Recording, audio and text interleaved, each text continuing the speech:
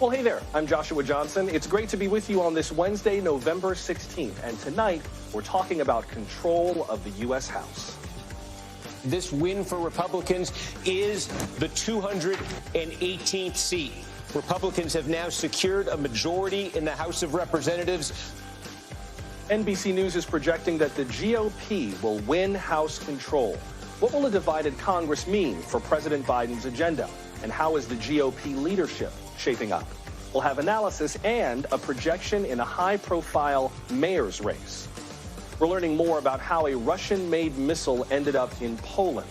It raises new concerns over Russia's war spilling over beyond Ukraine. We'll have an update from Lviv, near the Polish border. Then, the purpose of these schools was forcible assimilation to separate Indian people from their lands.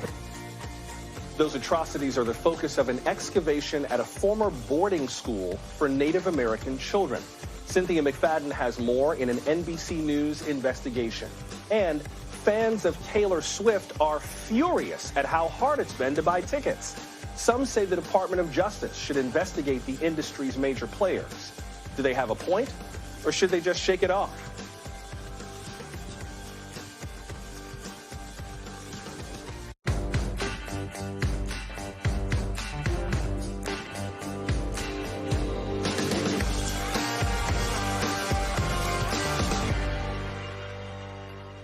All right, let's begin tonight with that NBC News projection we mentioned. It's one of the few that we make every other year, and this time it matters as much as ever.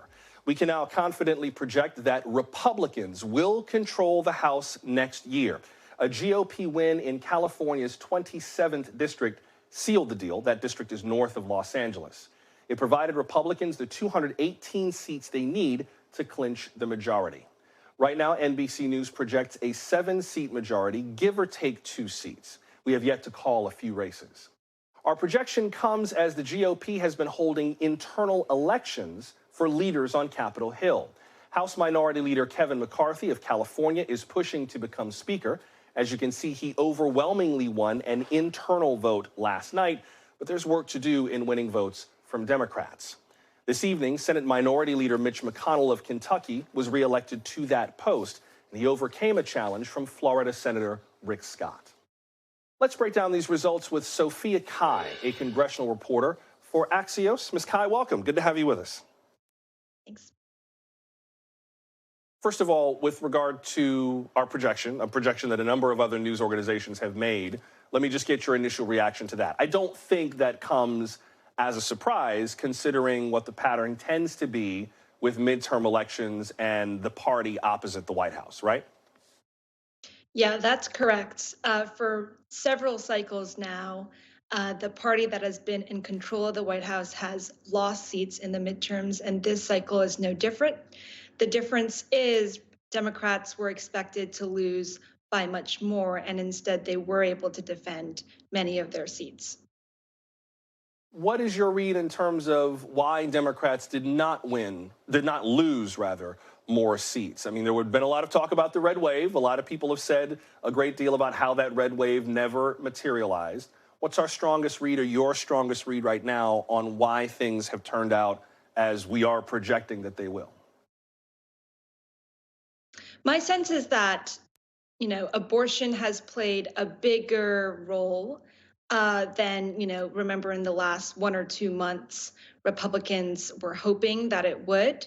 And also the Democrats that I've been talking to, including those who crunch the numbers, say that Democrats won more with independents and Republicans lost with some of their extreme candidates that pushed, some independent voters to vote with Democrats. So that's where the difference is. So what is the strategy now for the GOP in terms of the leadership? We mentioned that Kevin McCarthy won a kind of intra-party vote to be its nominee to be the next House Speaker. What's the strategy there, presuming that our projection holds, in terms of McCarthy's path to being the next Speaker of the House? So this week, McCarthy won the votes that he needs to be nominated, but in January, there will be a full House vote. And in that session, McCarthy will need 218 votes. And right now, based on this week's votes, he is still 30 votes shy. And that's mainly because, members of the Freedom Caucus, the right-wing group, they have put up a challenger in Andy Biggs, and he lost nomination, but they still have various demands, mostly in House rules that they've proposed, which will shift power more from the leadership to rank and file members. So explain how that would work out. If Andy Biggs he's not going to become the next Speaker of the House, but they're going to try to use that to exact some leverage and say, hey, Congressman McCarthy, if you want our votes for this, then you got to promise us certain things. Otherwise, you're not going to get the support from your own party that you need. Is that it? Yeah, that's it. So McCarthy needs the magic number of 218. And that means he needs nearly all of his caucus to be on board. So between now and January 3rd, he's going to have to, make those calls and win over the skeptics, mostly in Freedom Caucus members. And what they've done is that, this week they've put up Andy Biggs. He lost for a nomination. But what they're saying is we've put someone up, we're serious about what we want, and they have a list of proposed changes to House rules, and most of those have been proposed by Freedom Caucus members, according to a list that Axios has obtained.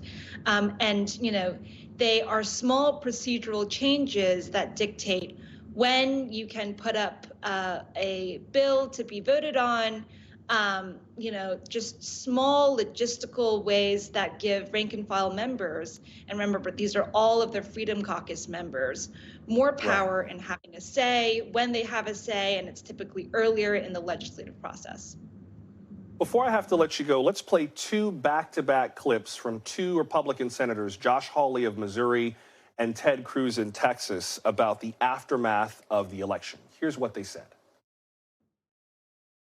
I think Senator McConnell's view is that Trump is largely to blame and that Republicans have an image problem because of Trump. I have to say that I don't agree with that.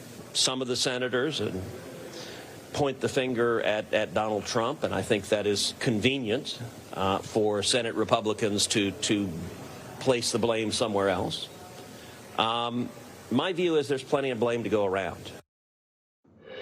Now, that was their assessment of some of what Senator McConnell said in terms of why the party underperformed with independents and moderates in these midterms. Before I got to let you go, in the middle of all of this Republican soul-searching and strategizing, what does that mean for the Biden administration and how it moves forward with its policy agenda in a projected to-be divided Congress? So they will keep moving forward, I think, with more Republicans elected, including some that are more extreme, as well as some who are moderates. Remember, in California and in New York, Republicans picked up 4 seats each, and those were in districts that Biden had won. So, the Biden administration is now handed with a fairly divided GOP, and, it'll be a great opportunity for them to make that contrast, to say, in 24, for instance, you have the choice, given that Biden runs again for re-election, to choose between, a White House that they argue has been powering through on passing legislation that has been good for the American people. And yesterday, I reported that they have released this website on the same day that Trump decided to run for president, which lists all of their legislative wins, which include their chips manufacturing bill, as well as the Inflation Reduction Act, as well as, some executive orders protecting reproductive rights. And they will continue to make that argument. I think they will simply sort of watch as the GOP leadership elections play out. And then remember, for Democrats, all eyes will be on Speaker Pelosi and what she chooses to do next. And I think, with the House being called tonight, she'll be under more pressure to sort of show her cards as to what her plans will be. Sophia Kai from Axios, appreciate you starting us off tonight. Thank you very much. Thanks. The other big news in the Republican Party, of course, involves former President Trump. Last night at Mar-a-Lago, he announced his third run for the White House. That's been met with mixed reactions inside the GOP and some outright derision elsewhere. Check out the front page of today's New York Post. It simply read, "Florida man makes announcement," without calling him by name. They put the story back on page 26. NBC Capitol Hill correspondent Garrett Hake has more. They're still counting votes in 2022, but already the start of the 2024 presidential election is upon us. Donald Trump getting into the race 720 days before the final ballots will be cast in the presidential election. Look, this was no surprise. The former president has coveted a return to the White House from the moment he left. And the announcement last night really focused on trying to do two things at the same time: bring the same outsider vibe that Donald Trump had in 2016, while also running on and building on his accomplishments as president from 2016 to 2021.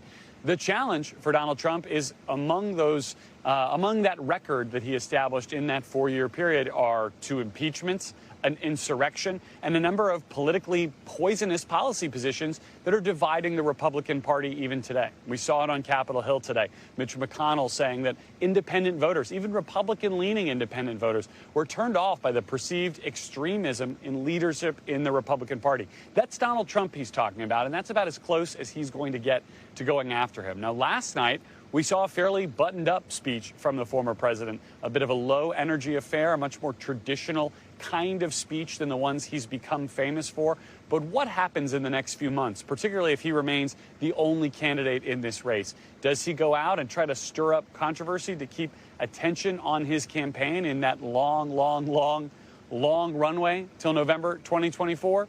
Only time will tell, but the campaigns from Donald Trump, the last two, have been unorthodox and unusual. I don't know why we should expect anything different from the third version. That's NBC's Garrett Hake reporting. We are also calling another major race for the mayor of Los Angeles. NBC News can now project that Congresswoman Karen Bass will win. About 76% of the votes are in, and she ran against real estate developer Rick Caruso. They both ran as Democrats, but only the Congresswoman had her party's backing. Mr. Caruso had the backing of fellow billionaire Elon Musk. Now, technically, the mayor of L.A., to be clear, is a nonpartisan office. Karen Bass would become the first woman to hold that office. She spent nearly a decade as a Democratic congresswoman for California's 37th district, that's southwest of downtown L.A. Her endorsements included former President Obama, Vice President Kamala Harris, former Secretary of State Hillary Clinton, and Senator Bernie Sanders. Also, marriage equality could become federal law under a bill advancing in the Senate. Today, 12 Republicans voted with Democrats to open debate on the Respect for Marriage Act. The bill would guarantee federal protections for same-sex and interracial marriages. To be clear, it would not require any state to let same-sex couples marry. It would, however, repeal the Defense of Marriage Act. That legislation denied federal benefits to same-sex couples. So what comes next for this bill? NBC senior political reporter Sahil Kapoor has more on that from Washington. A big vote today in the United States Senate, Joshua, the Respect for Marriage Act clearing a key procedural vote, moving forward on a vote of 62 to 37. That means it has broken a filibuster and it is on a glide path to passage. This piece of legislation would codify federal protections for same-sex marriage on the fear that the Supreme Court could revisit that decision, and overturn that much as it did the right to an abortion. This vote passed with the votes of all 50 Democrats in the chamber, as well as 12 Republican senators who crossed the aisle to move the bill forward. It was sponsored by Tammy Baldwin, the Wisconsin Democrat, and Susan Collins, the Maine Republican. It reached that key 60-vote threshold to move forward after the sponsors added language addressing some concerns that Republican senators had addressed about religious freedom and polygamous marriages, making abundantly clear that that would not be a problem, that this bill does not in any way infringe on religious freedom. And the bill now goes to the House of Representatives, which has passed a different version of it, but where Democrats still have control, at least for the remainder of this lame duck session, and are in a good position to pass it, send it over to President Biden's desk, and get it signed into law, extinguishing the threat for the foreseeable future that if the Supreme Court were to revisit the decision, that same-sex couples would lose their right. Joshua? Thank you, Sahil. That's NBC senior national political reporter Sahil Kapoor on Capitol Hill. Still to come, a deadly blast in Poland. We're getting new details about what happened at the Ukrainian border. We're glad you're with us for Now Tonight from NBC News.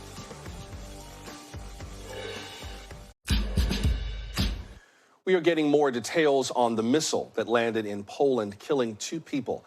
NATO leaders and the Polish government say the missile was not a Russian attack. It was more likely a Russian-made weapon fired by a Ukrainian air defense system. Officials say there's no evidence that Russia attacked deliberately. Defense officials in the U.S. say they accept this assessment. Ukraine's been dealing with an intense series of Russian missile strikes. The Pentagon says that yesterday, Russia fired nearly 100 missiles at Ukraine. It's the largest barrage since the war began, and Western leaders are all blaming Russia for the incident in Poland. Let me be clear. This is not Ukraine's fault.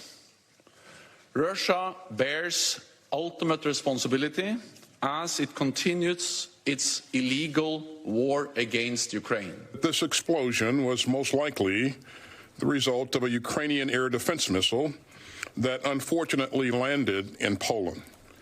And whatever the final conclusions may be, the world knows that Russia bears ultimate responsibility for this incident. But Polish authorities are continuing to investigate what happened. Ukrainian President Volodymyr Zelensky is pushing for his country to have a role in that as well. Meanwhile, a statement from Russia reiterates their claim of having nothing to do with it. It denies any blame against it as an outrageous public reaction and says that a, quote, impartial investigation will expose this provocation, unquote. NBC foreign correspondent Molly Hunter has more from Lviv.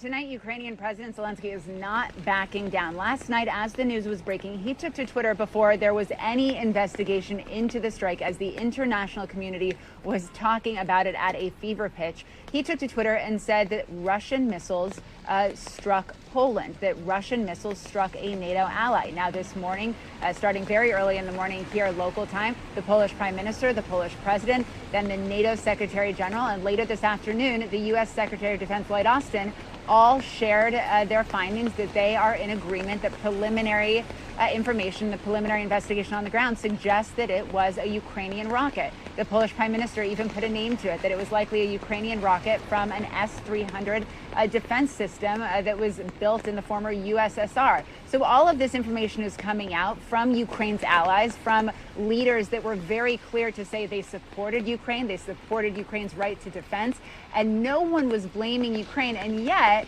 tonight, we saw President Zelensky speaking to Ukrainian television anchors on this telethon, saying that it definitely wasn't a Ukrainian missile. It definitely wasn't a Ukrainian missile strike. They requested access to the site. They wanted to be part of an investigation, and he implored the international community to hold off on any further conclusions until the investigation was complete. And that is pretty hard to square at this hour with the overwhelming case that Zelensky's allies are making. That was NBC foreign correspondent Molly Hunter reporting from Lviv. Let's continue now with John Herbst, a former U.S. ambassador to Ukraine. He's the senior director of the Atlantic Council's Eurasia Center. Ambassador Herbst, welcome back. Good to see you again. Great to see you. What do you make of everything that's happened so far in this particular incident and the explanation that we have gotten so far of what happened? Well, it looks like the Poles have looked very carefully at what's happened, and as has NATO, and I think our intelligence services as well. And they've concluded that seems to be a defense missile launched by Ukraine, because Moscow has been sending literally almost 100 missiles a day in the last few days into Ukraine. Let me also get your reaction to something that was said today at a UN Security Council meeting. Here is what Poland's ambassador to that meeting had to say. Watch. Mr. President, yesterday's sad events teaches us how close we actually live to a potential escalation and the spillover of the Russian war. Poland is also conducting the intensive consultations on the incident with its NATO allies and the key partners. A decision had to also be made to increase the combat readiness of the selected units of the Polish armed forces, with particular emphasis on airspace monitoring. Now, in that same meeting, Russia called all of this Ukraine's, quote, intentional attempt to spread disinformation and a conscious attempt to involve NATO, unquote. Ambassador, what does this do in relationship to the existing tension between Ukraine, Russia, NATO, and the West? How does this affect that whole dynamic? This just underscores the dangers of possible escalation of Moscow's ongoing war against Ukraine. Moscow's war against Ukraine involves massive war crimes, including this destruction of civilian infrastructure of Ukraine by massive bombardment. And apparently the Ukrainian defense missile may have landed in Poland as it was dealing with this war crime, the current latest war crimes committed by the Kremlin. So that's the lesson. The lesson is it's in our interest to help Ukraine defeat the Russians in Ukraine as quickly as possible. Regarding the weapon that was used, that was involved in this, we heard from Molly Hunter that the rocket was made in the former USSR. Can you tell us a little bit more about that, sort of the provenance of all of these different weapons? We know that there are quite a few weapons from Western nations and from NATO members, but in terms of whose weapons are on the ground in the war in Ukraine, can you help parse that for us a bit? Well, most of the weapons in this war were made in the USSR. Obviously, or Russia, obviously all the Russian weapons, but many of Ukraine's weapons are also of USSR vintage, some of which were under Ukraine's control when Moscow launched this great invasion in February, some of which came from our NATO allies who also had once been part of the Warsaw Pact. So the S-300s is a relatively sophisticated Soviet-built anti-aircraft system, which Ukraine received which had some of its own, and received some from, again, former Warsaw Pact NATO members. And presumably that may have been used in this current incident. But we have been, since the massive Russian aerial bombardment began about 5 weeks ago, the West has finally taken seriously Ukraine's need for air defense systems, and we've been defending some air defense systems of Western origins. So what's the next step in all of it? Can we go back to that map, by the way? We did this last night, but can we go back to that map of the NATO countries and where they are in relation to, thank you. So you've got Ukraine in orange, Russia in red. Those dark green countries at the top are Finland on the left and Sweden on the right. They have applied to join NATO. And those other countries in lighter green, those are all NATO members. So you see just about the whole western flank of Ukraine, that's all NATO. Ambassador, I cannot see how this was an isolated incident and how this is just kind of a whoopsie and it's never going to happen again. I fear this is just the beginning of the spillover of this into NATO countries, some of which are former USSR countries, and the involvement of NATO, including the U.S., the U.K., and other major members. What's the next step got to be in order to prevent that spillover? Or should we just presume that it's going to happen sooner or later? You may well be right. In fact, this is not the first time a missile emanating from this war post the big Russian invasion landed in a NATO country. Back in the spring, that happened in Croatia. I think the immediate lesson is we've got to get to Ukraine, and for that matter, to our Eastern NATO members, more advanced air defense systems, so that when Ukraine is striking back against Russian missiles, they have the best stuff available. And there are more advanced systems that it would be difficult, but that we could provide over time, if not immediately. And also getting into into Poland, into Romania, into Slovakia, more advanced systems. So in fact, when missiles wind up in their airspace, they can be shot down without any damage. Gotcha. So maybe smarter systems that can just destroy them without merely knocking them off course. Will be interesting to see if that's part of the conversation going forward with regard to arming Ukraine against Russia. John Herbst of the Atlantic Council's Eurasia Center. Ambassador, always good to speak with you, sir. Thank you very much. Thank you. My pleasure. Tonight's headlines begin in South Dakota with an unprecedented excavation. It's happening at a former boarding school for Native American children. They're digging for the students' remains, victims of atrocities at the school called Red Cloud. Here's NBC senior investigative correspondent Cynthia McFadden. Tonight, a scene more than a century in the making, a search for the bodies of indigenous children, perhaps long hidden in this basement at the Red Cloud Indian School in South Dakota. This is the first public excavation of its kind in the country. I've heard several stories to that. To me, they're heartfelt. The only Native American leading this kind of work, Marcia Small. I get really emotional in these places. The work we do is sacred. Small uses ground-penetrating radar to locate remains of children, forcibly taken from their families, many abused. One published report says 40,000 children are believed to have died at the schools beginning in the 1800s. Surrounded by the deep canyons of the Badlands, Red Cloud sits on the Pine Ridge Reservation. It is one of the poorest places in America. One expert says more than 100,000 children attended the federally created schools, as one U.S. general put it, to kill the Indian and save the man, as this 1929 newsreel suggests. They are being rapidly brought from their state of comparative savagery and barbarism to one of civilization. 89-year-old Basil Braveheart went to Red Cloud, then known as Holy Rosary Mission School, beginning in the 1930s. He remembers fearing one of the Catholic priests who would come into the dorms at night. For what purpose? Looking for little boys. To have sex with, presumably. That's it. I became a shallow breather, thinking that if I don't breathe loud, I might disappear. Alex Whiteplume also experienced life at the schools. A former president of the tribe, he confronted the Assistant Secretary for Indian Affairs, Brian Newland, himself a Native American, when he showed up unexpectedly. There were a lot of pleasantries until you stood up. Well, I had to correct the history. What we're sitting on here is Roman Catholic Church land, stolen in our treaty territory. And then the Assistant Secretary of Interior saying, we're going to bring you money, we're going to bring your language back. That just ticked me off, something awful. And so he should face up to the truth, and America should face up to the truth. So you heard a former president of this tribe say, we want to hear the word genocide. The purpose of these schools was forcible assimilation to separate Indian people from their lands. There hasn't been one single Indian person in this country who's not living with the impacts of and the legacy of these boarding schools. It's hard to know what genocide is if this isn't it. Again, we have to tell the whole story, and we've got to paint the full picture and acknowledge our own role. And we're at step one.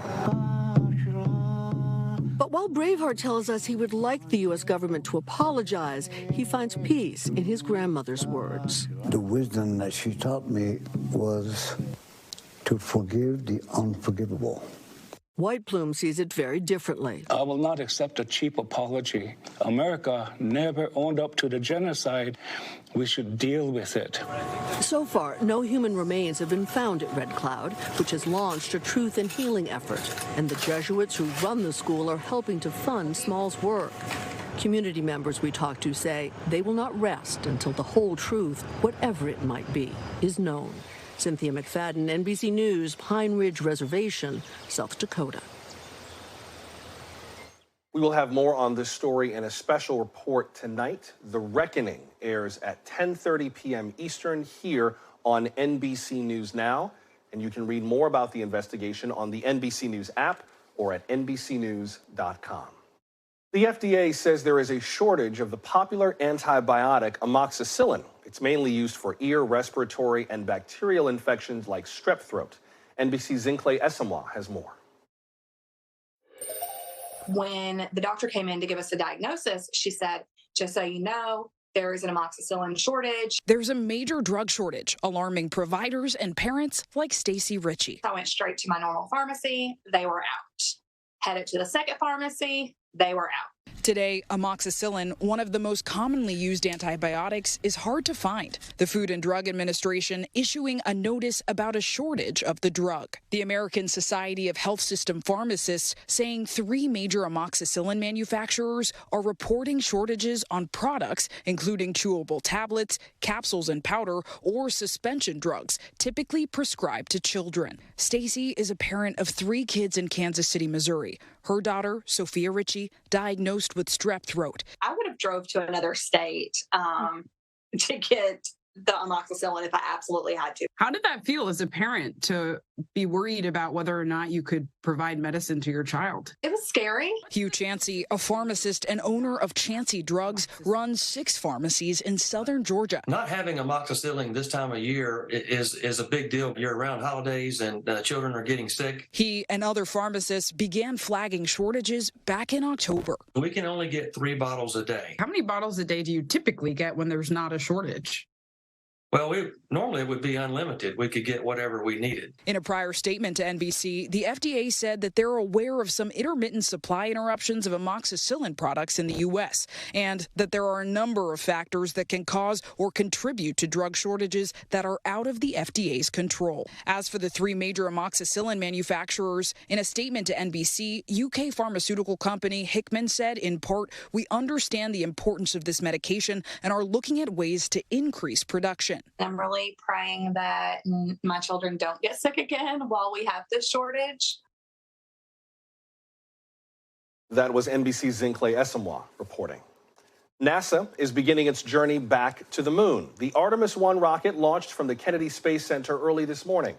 The test flight will orbit the moon with no crew aboard. It's a key step in returning to the moon and someday to Mars. NBC aviation correspondent Tom Costello has more. 3, 2. It was just before 2 a.m. on a cloudless Florida night. And liftoff of Artemis 1. We rise together back to the moon and beyond. The most powerful rocket in NASA history came screaming to life, rattling buildings and windows, headed for a 26-day uncrewed orbit around the moon and charting a path to one day go long and deep. The moon is just a few days away. Mars is months and months away.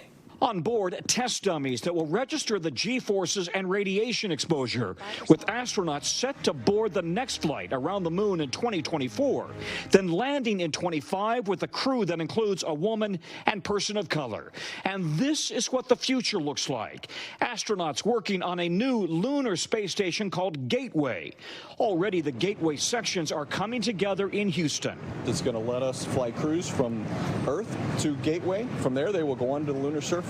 Just this week, a new NASA satellite named Capstone arrived at the moon, scouting the best future orbit for Gateway. This is Capstone, the actual size. It weighs about 50 pounds. It has these deployable solar panels.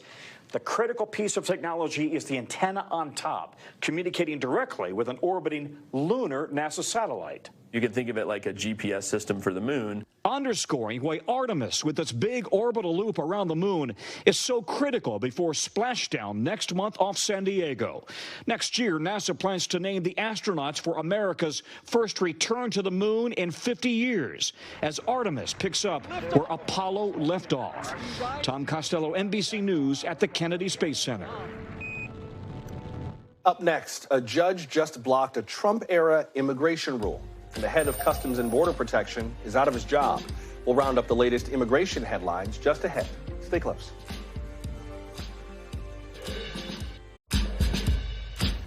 It may be one of the most contentious policies since the start of the pandemic, a Trump-era rule to restrict asylum seekers at the Southern U.S. border.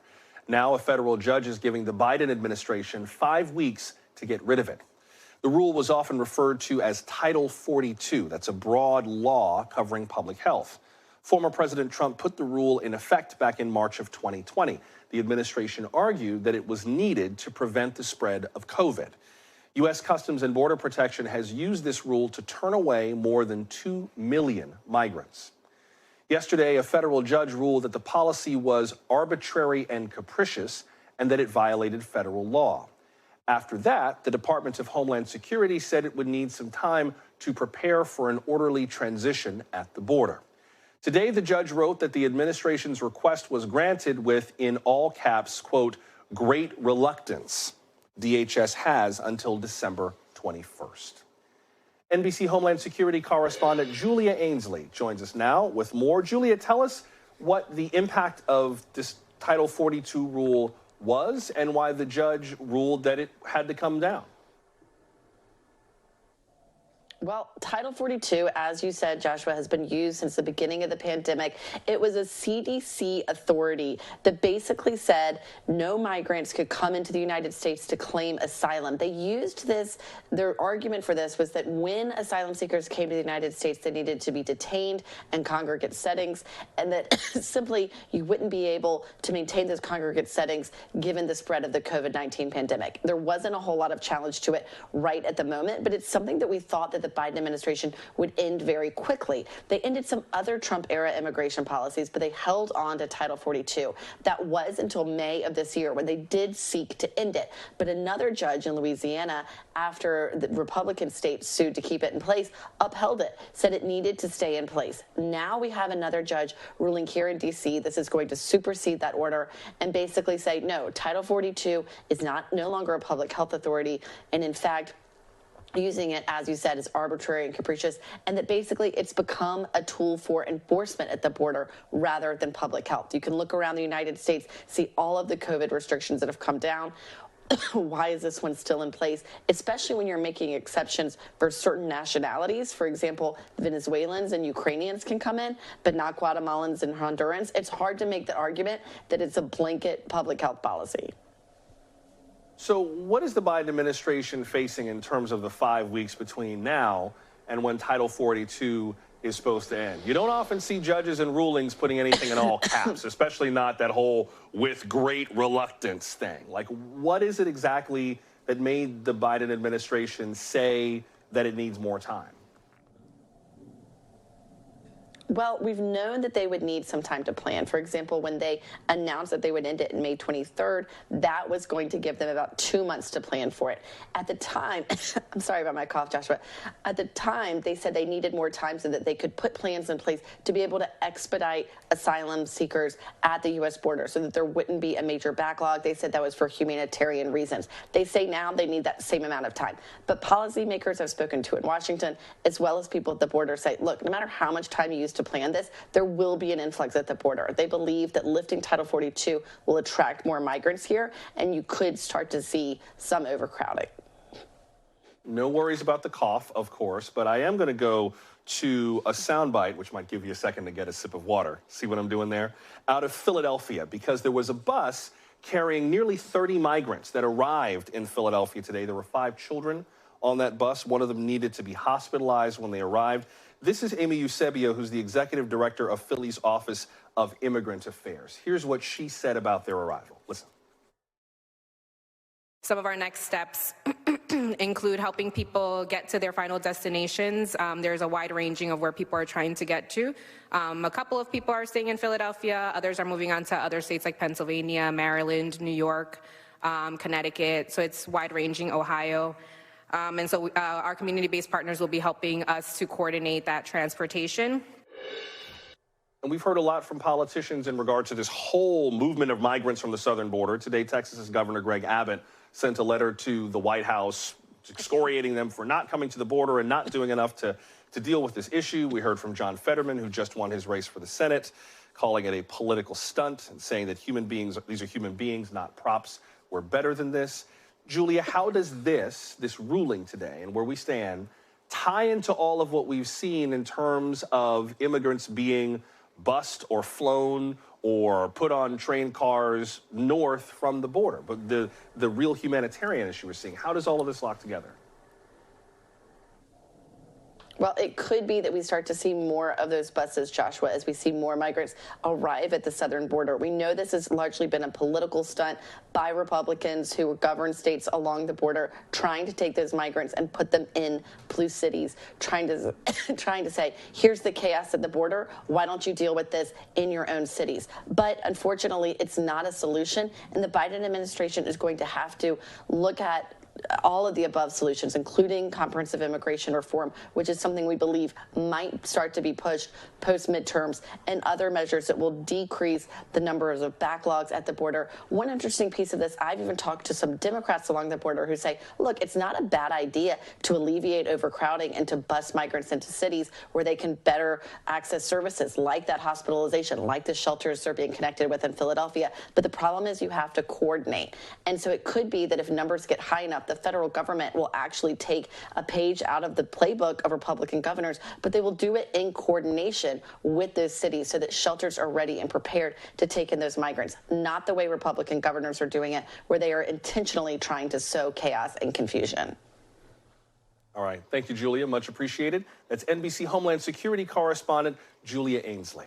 Coming up, a lot of people were clearly not ready for it. Some Taylor Swift fans seem to have no chance of seeing her tour. So what might need to change in the way we buy concert tickets? We'll get into that before we go.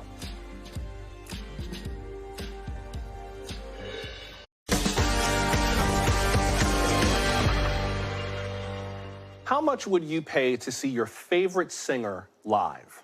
A couple $100, maybe $1,000? How about $76,000?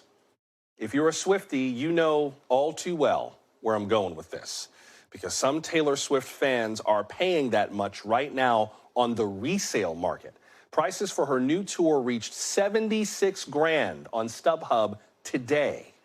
Exorbitant prices are supposedly why Ticketmaster created a verified fan system.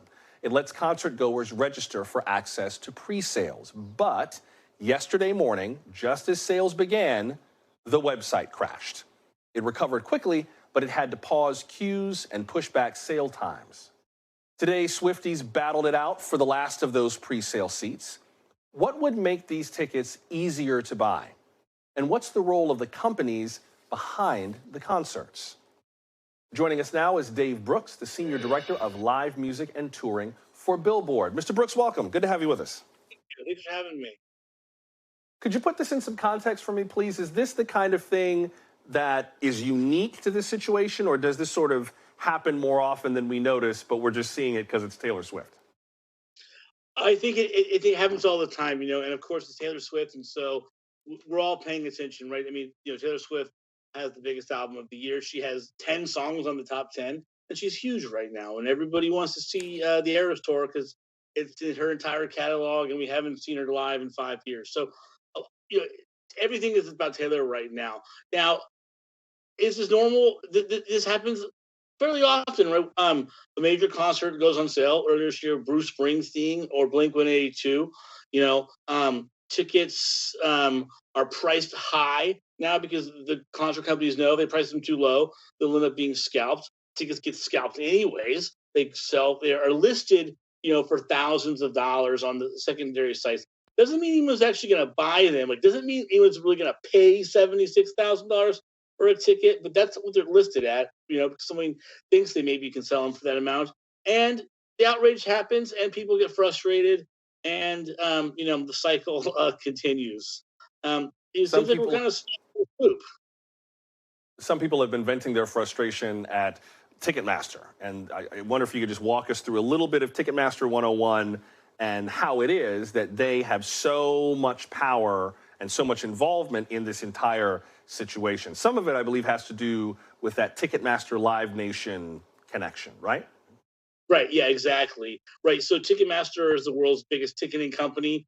Live Nation is the world's biggest concert promoter and venue operator. And in 2010, they merged together. Right. They were supposed to compete, but instead they thought it'd be easier, to merge. And so the vast majority of concert venues in the United States use Ticketmaster because that's where the contracts are decided. But basically, the ticket, in North America, the venues, they're the ones who decide who sells their tickets. It's not the artist, it's not anybody else. And so Ticketmaster has done a good job of getting most venues in North America to use their service. And as a result, they have most of the venues in the United States and parts of the world. And if you want to do a tour like Taylor Swift is doing, then you have to mostly use Ticketmaster. Keep in mind, a few venues on this tour use SeatGeek, and that also has some crashing issues as well. So not all Ticketmaster, but most Ticketmasters, kind of this huge monopoly built over a few decades of exclusive contracts. I appreciate you noting that it's up to the venues and not the artists, because we heard from some viewers who were upset with Taylor Swift over how all of this has gone. One viewer tweeted, "This has been the most frustrating experience for fans when purchasing tickets. Long wait times, multiple error messages, and no help from either Ms. Swift nor Ticketmaster. It's sad that scalpers get the tickets and fans don't." She went on to tweet, "Additionally, it's baffling after being a lifelong fan of hers that now I have no interest in wanting to attend her show because of my experience attempting to get tickets for this tour. Yet again, the silence is deafening." Natalie, thank you for tweeting us about this. Dave Brooks, what is the remedy for this? I mean, we've heard some from Congresswoman Alexandria Ocasio-Cortez and Congressman David Cicilline upset over the state of the kind of the power of this lockup. But is this just kind of the way it is? Or is there something that can be done to make buying concert tickets a little bit less maniacal? Well, I think first it would be nice if someone did say sorry to these two people. I never see that, right? I never see kind of anybody, any ticketing companies, apologize for these technical problems they create. Is it solvable? I don't know. I've been covering ticketing, for 20 years. The truth is that, it's really hard to sell 4 million tickets at one time, right? Across the country, and all sorts of different seats, different prices, on servers around the world within an hour. And so, we can, the government could break Ticketmaster up. They could break Live Nation and Ticketmaster up in their merger. But it's not clear there's another company that could come in and replace it that could, sell those 4 million tickets in 1 hour to do the heavy, lifting. People have tried, and it really hasn't been, successful. So I don't know. I don't know what the solution is. Because at the end of the day, there's still, people are angry, but all those tickets have sold, right? Right. Not everybody is speaking with a check, but people are buying them in unprecedented amounts. And so, as much as the anger we hear and the complaints from people, and I get it too, and I wish more people would. Pathetic. People are choosing to spend them hundreds of thousands of dollars on tickets all the time. Dave Brooks from Billboard, appreciate you talking this through with us tonight. Thank you very much. Thank you. And thank you for making time for us. Remember, our special on the Red Cloud Native American Boarding School is tonight at 10:30 Eastern here on NBC News Now. Tell us what you think of it or anything we cover tonight. We're at NBC Now tonight on Twitter, TikTok, Facebook, and Instagram. Leave us a voicemail at 888-575-2NBC or email us now tonight at NBCnews.com. Until we meet again, I'm Joshua Johnson. We'll see you tomorrow. Good night.